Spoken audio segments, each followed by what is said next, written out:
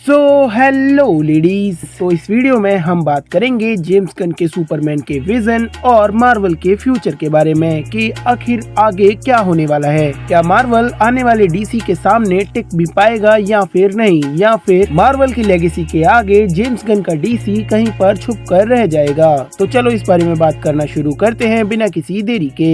अगर मैं James Gunn की बात करूँ तो जेम्स गन एक काफी ज्यादा लेजेंडरी और सक्सेसफुल डायरेक्टर हैं जिन्होंने सुसाइड स्क्वाड और गार्डियंस ऑफ द गैलेक्सी जैसी खतरनाक ट्रिलॉजी दी है। जेम्स गन के इन मूवीज को हाथ लगाने से पहले इन दोनों ही सुपर हीरो टीम्स को कोई भी नहीं जानता था, मतलब कि ये दोनों इतनी ज्यादा फेमस नहीं थी। लेकिन जेम्स गन ही वो बंदा है जिसने द सुसाइड स्क्वाड और गार्डियंस ऑफ द गैलेक्सी को इतना ज्यादा फेमस किया और स्टार लॉर्ड को एक लेजेंडरी कैरेक्टर बनाया। और अब हमारे जेम्स गन का तीसरा सुपर हीरो प्रोजेक्ट आने वाला है सुपरमैन के रूप में। और जेम्स गन काफी ज्यादा एक्साइटेड है सुपरमैन के फ्यूचर को लेकर। उन्होंने बहुत कुछ सोच रखा है। वो डीसी को एक नए मोल्ड में ढालने वाले हैं और डीसी बहुत ज्यादा आगे बढ़ने वाला है उनके नेतृत्व में, क्योंकि उन्होंने सुपरमैन अच्छे से कंप्लीट करने के बाद अब super girl woman of tomorrow की शूटिंग भी शुरू कर दी है। और वो चाहते हैं कि 2025 में सुपरमैन धमाल मचाए और उसके बाद 2026 में सुपर गर्ल। और वो सुपरमैन मूवी में इस यूनिवर्स को काफी अच्छे से स्टैब्लिश कर देंगे, क्योंकि इसमें हमें काफी सारे कैरेक्टर्स देखने को मिलने वाले हैं, जैसे कि ग्रीन लैंटर्न,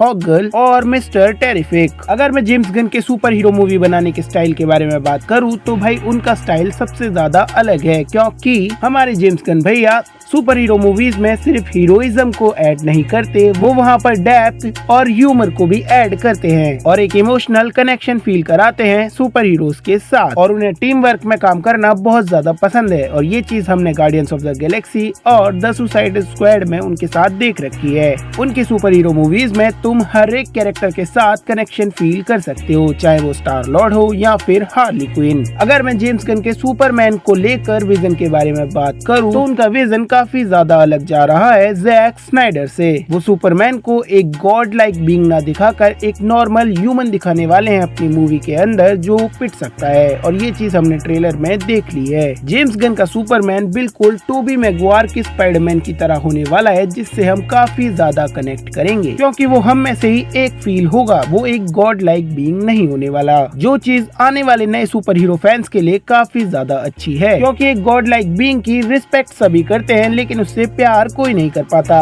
और हम टोनी स्टार्क से प्यार इसलिए कर पाते हैं क्योंकि वो एक ह्यूमन है। और सेम ऐसा ही अब हम सुपरमैन के साथ भी बोल सकते हैं। मतलब सुपरमैन पूरी तरह एक ह्यूमन नहीं है, लेकिन वो ह्यूमन से भी ज्यादा ह्यूमन है अपने हार्ट के साथ। उसका दिल इंसानों से भी ज्यादा इंसान है। वो इंसानों को असलियत में इंसानियत का मतलब समझाता है। इसके अलावा अगर मैं DCEU यानी कि डीसी एक्सटेंडेड यूनिवर्स और मार्वल सिनेमैटिक यूनिवर्स दोनों के बीच के डिफरेंस की बात करूँ तो उन दोनों में जमीन और आसमान का डिफरेंस रहा है। अब वो चाहे टोन को लेकर हो, चाहे स्टोरी लाइन को लेकर हो या फिर कैरेक्टर डेवलपमेंट को लेकर हो। जहाँ अब तक डीसी वालों ने अपने कैरेक्टर्स को एक गॉड लाइक बीइंग दिखाया है, वहीं मार्वल वाले अपने हर सुपर हीरो कैरेक्टर को एक अर्थ बेस्ड सुपर हीरो बनाना ज्यादा प्रेफर करते हैं, ताकि लोग उनसे कनेक्ट कर पाए, चाहे वो स्पाइडरमैन हो, सुपरमैन हो या फिर कैप्टन अमेरिका। DCEU की मूवी ज्यादातर डार्क टोन को फॉलो करती थी, लेकिन मार्वल की मूवीज में ऐसा हमें देखने को नहीं मिला है। ज्यादातर मार्वल अभी तक अपने ब्राइट टोन के लिए जाना जाता है, लेकिन मार्वल धीरे धीरे डार्कर टोन की ओर जा रहा है। और यहाँ पर हम डेयरडेविल बॉर्न अगेन का एग्जाम्पल दे सकते हैं। लेकिन वहीं पर जेम्स गन इस चीज को समझते हैं कि डीसी को और ज्यादा डार्कर टोन में नहीं रखा जा सकता, और इसीलिए वो अपनी मूवीज में अब मार्वल वाले कलर पैलेट यानी कि ब्राइटर चीजों का ज्यादा इस्तेमाल करते हुए हमें दिख रहे हैं। और वैसे भी जैसी मार्वल की इस समय हरकतें चल रही हैं, तो मुझे लगता है कि मार्वल वाले डीसी वालों से काफी जल्दी ही कंपटीशन में आने वाले हैं, जहां पर आने वाले फ्यूचर में शायद डीसी मार्वल से आगे निकल जाए, क्योंकि अभी अभी captain America brave new world हमने देखी और हमें पता चल रहा है कि पिछले 2 फेजेस से मार्वल का कितना ज्यादा बुरा टाइम चल रहा है। तो मार्वल वालों को अगर डीसी से कम्पीट करना है, जेम्स गन से कम्पीट करना है, तो उन्हें सबसे ज्यादा फोकस करने की जरूरत है अपने राइटर्स और सिनेमेटोग्राफर्स पर और डायरेक्टर्स पर भी, जहां पर मार्वल वाले अपनी स्टोरी लाइन और कंटिन्यूटी को लेकर एक ही तरह की मूवीज बनाने पर फोकस करते हैं और शायद आगे भी करेंगे। वहीं पर जेम्स गन ऐसा नहीं करने वाले। उन्होंने कहा है कि नई डीसी यूनिवर्स के अंदर सारी स्टोरीज अलग अलग चलेंगी और हमें जरूर जरूरत नहीं पड़ेगी पिछली स्टोरी लाइन्स को समझने के लिए पिछली मूवीज को देखने की। मतलब कि हर एक मूवी एक स्टैंड अलोन मूवी की तरह काम करेगी। तो जेम्स गन का ये डीसी यूनिवर्स कनेक्शंस जरूर स्टैब्लिश करेगा लेकिन बर्डन नहीं बनेगा